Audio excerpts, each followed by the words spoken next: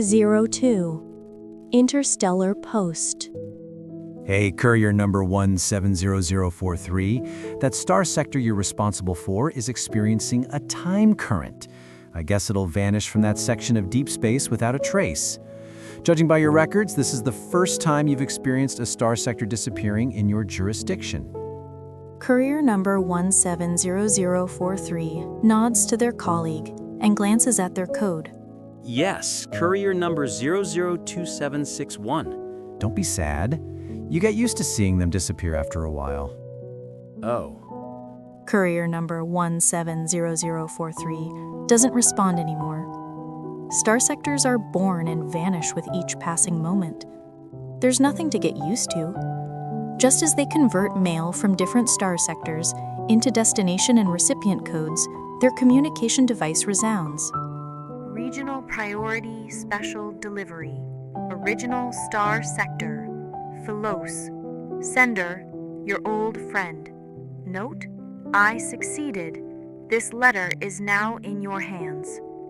Courier number 170043 opens the panoramic map of their assigned star sector. In a familiar location, a warning flashed.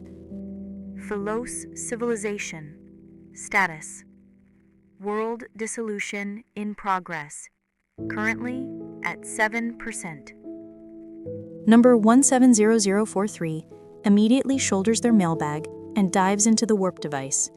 They move so quickly that they leave a gust in their wake. Courier number 002761 shrugs. They'll get used to it. When courier number 170043 arrives at Philos, their old friend is sitting leisurely outdoors. He holds a letter that's addressed to Earth.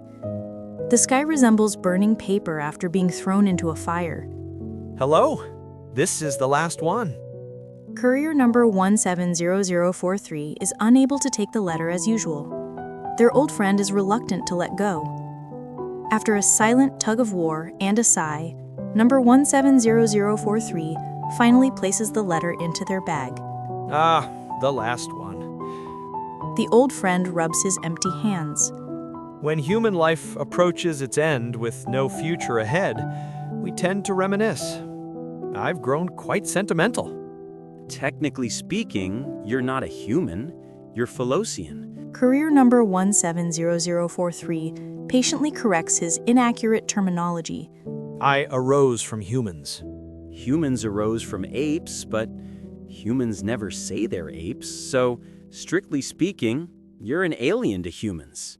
You're as witty as ever. The old friend shifts, patting the newly vacated space. Courier number 170043 searches for an appropriate rebuttal for quite some time. But when they can't, they reluctantly sit down. So, this is the end of the world. Courier number 170043 and their old friend sit shoulder to shoulder. They silently watch as the protective shell surrounding Philos's atmosphere gradually disappears. It doesn't shatter or break down. It's just being devoured by a time current. The air begins to crystallize and gently cascades like snow. The clock tower atop the high walls, a symbol of royal authority, collapses amid the trembling earth. There's a heavy crash as it hits the ground. Panicked nobles leap from the city gates, their gleaming white ceremonial robes turning into dust beneath mud-covered shoes. A jewel-encrusted crown rolls, colliding with the twisted remains of the bell that's half buried in soil.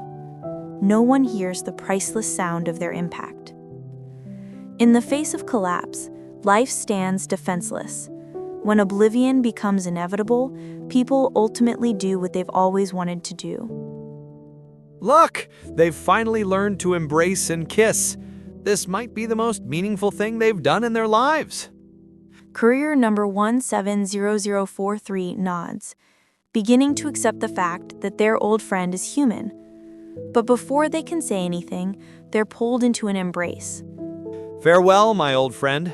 The letter is in your hands now. As the pressure of his palm against their back increases, courier number 170043 mimics the Philosians around them.